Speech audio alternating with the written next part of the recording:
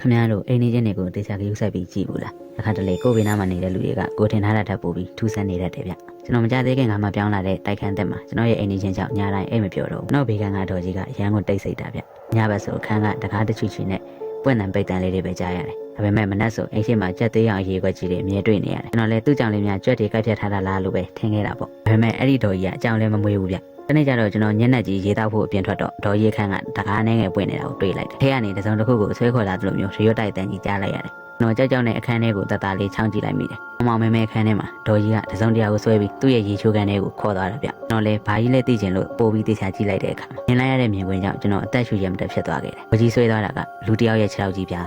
ခန္ဓာကိုယ်အောက်ပိုင်းမရှိတော့တဲ့လူတစ်ယောက်ရဲ့ခြေထောက်နှစ်ချောင်းကိုဆွဲခေါ်သွားတာ။အခုတော့ကျွန်တော်အဲ့ဒီတိုက်ခန်းကနေပြောင်းလာခဲ့ပါပြီ။ဒါပေမဲ့ညတိုင်းအိမ်မက်ထဲမှာဒေါ်ကြီးကအဲ့ဒီခြေထောက်ကြီးတွေကိုဆွဲပြီးကျွန်တော်အခန်းရှိကိုရောက်လာနေတော့မယ်ခင်ဗျားတို့လည်းကိုယ့်အိမ်ကြီးချင်းရဲ့လိုဝက်ချက်တွေကို live စူးစမ်းမိပါစေနဲ့သူတို့ကခင်ဗျားတို့ထပ်ပို့ပြီးကြောက်စရာကောင်းနေနိုင်လို့ပါ